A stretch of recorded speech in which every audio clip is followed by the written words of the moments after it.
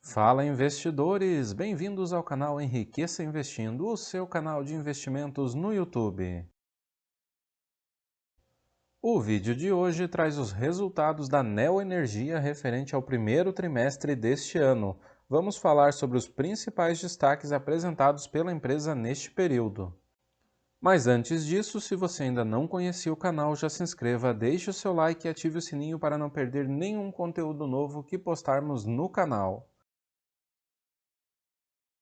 Iniciamos esse nosso vídeo falando sobre o desempenho operacional da Neoenergia referente aos 3 primeiros meses deste ano. O desempenho operacional da empresa é dividido em 3 segmentos. O primeiro, que é redes, abrange a distribuição e a transmissão. O segundo é o segmento renováveis, que abarca a geração de energia eólica, hidrelétrica e solar. E o terceiro segmento é o liberalizado, que abrange a geração térmica e a comercialização de energia. Em relação ao segmento redes, mais precisamente na parte de distribuição, verificamos um crescimento de 326 mil consumidores na comparação com o primeiro trimestre deste ano, com o mesmo período do ano passado. Isso representa um acréscimo de 2,1%, fazendo com que o número de consumidores ativos da parte de distribuição da Neoenergia atingisse 15,8 milhões de clientes. Ao olharmos a quantidade de energia distribuída no primeiro trimestre deste ano, vemos que ela foi de 16.827 gigawatts-hora, uma queda de 1,3% na comparação anual. Essa redução, segundo a empresa, se deu pelo maior volume de chuvas e pelas temperaturas inferiores registradas no primeiro trimestre deste ano na comparação com o primeiro trimestre de 2021. Ainda no segmento redes, mas agora falando da parte de transmissão, é importante destacarmos que no primeiro TRI deste ano estavam em operação 9 ativos de transmissão. Em janeiro, com a entrada em operação de Jalapão, a Neoenergia finalizou a entrega de todos os projetos arrematados no leilão realizado em dezembro de 2017. E o destaque aqui vai para 2 pontos. O primeiro é a antecipação média de 15,6 meses em relação ao prazo da ANEEL, e a segunda, a redução de 33% do CAPEX estimado pela ANEEL para a realização destes projetos. Ou seja, a Neoenergia conseguiu concluir os projetos antes do prazo e com uma significativa economia, o que maximiza o retorno estimado destes empreendimentos. A empresa ainda tem muitos empreendimentos arrematados em leilões mais recentes que seguem avançando para entrar em operação. Nesta lista, vocês podem acompanhar os lotes dos leilões de dezembro de 2018 e dezembro de 2019. E aqui, os lotes dos leilões realizados em dezembro de 2020 e dezembro de 2021. Entrando agora no segmento renováveis, começamos pelos ativos deste segmento. O portfólio atual da empresa neste segmento conta com 44 parques eólicos, 7 usinas hidrelétricas e 2 parques solares. Atualmente, a capacidade instalada desses ativos é de 4.017,6 megawatts, e a estimativa é que ao final deste ano a capacidade instalada atinja 4.733,4 megawatts, um crescimento de quase 20% no ano. Este crescimento da capacidade instalada decorre do portfólio de parques eólicos. No primeiro trimestre deste ano, a Neoenergia tinha 32 parques eólicos em operação, com uma capacidade instalada de 987 megawatts. Ao final deste ano, o portfólio de ativos eólicos totalizará 1,6 gigawatts, um robusto crescimento. Ainda no segmento de renováveis, é importante frisarmos os parques solares da empresa. Nesse sentido, a Neoenergia anunciou no final de 2020 o projeto solar Luzia, na Paraíba. As obras iniciaram em maio de 2021 e a expectativa de entrada em operação é para o segundo semestre deste ano.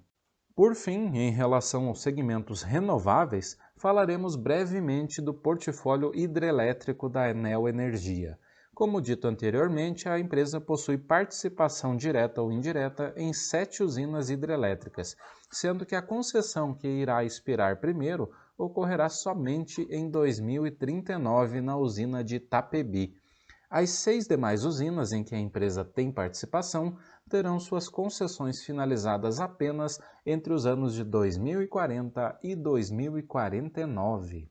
O terceiro segmento de atuação da Neoenergia é o denominado liberalizado, o qual abarca a energia termoelétrica.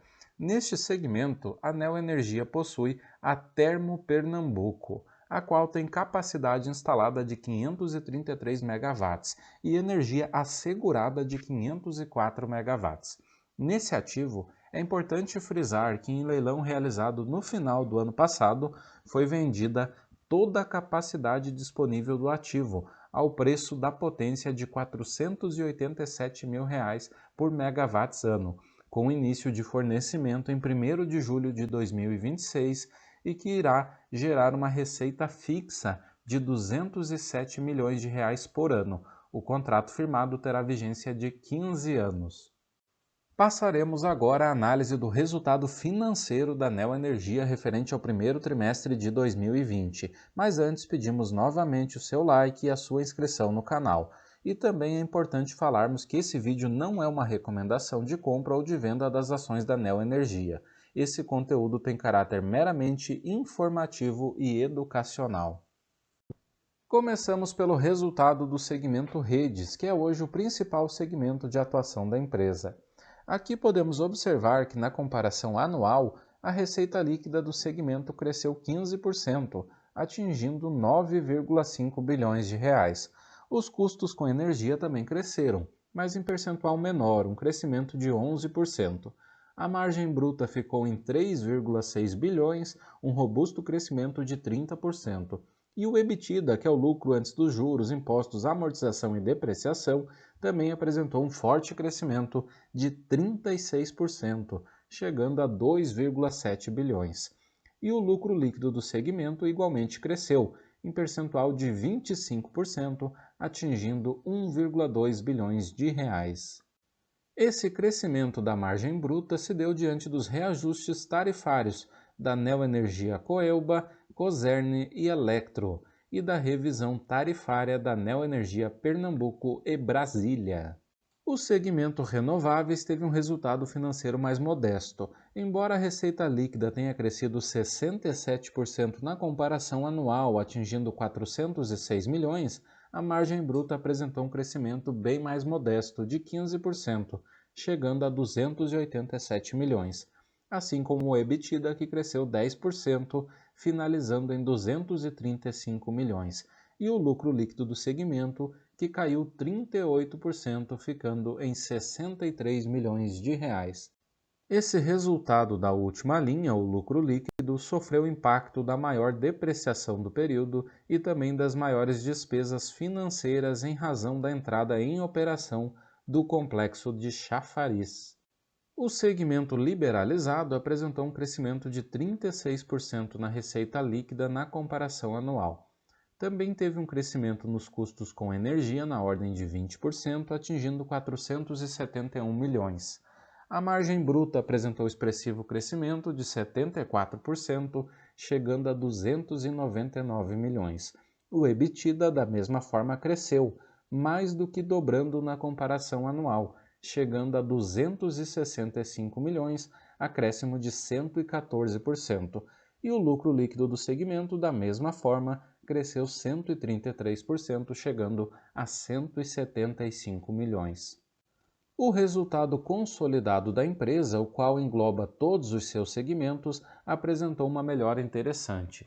Verificamos o crescimento da receita operacional líquida, que atingiu 9,8 bilhões, um crescimento de 15%. A margem bruta também apresentou crescimento de 31%, indo a 4,1 bilhões.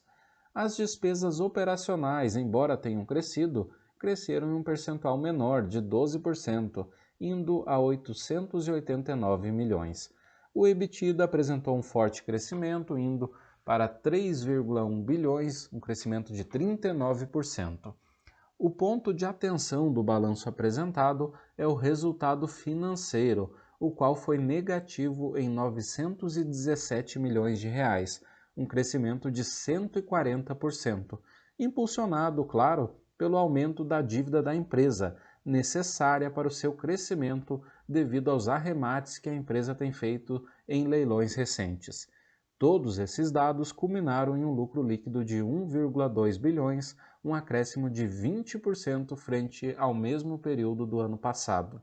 Em relação aos investimentos que a empresa tem feito, vemos que no primeiro trimestre de 2022, a empresa teve um capex de 2,4 bilhões, um crescimento de 34% nos investimentos em relação ao mesmo período do ano passado.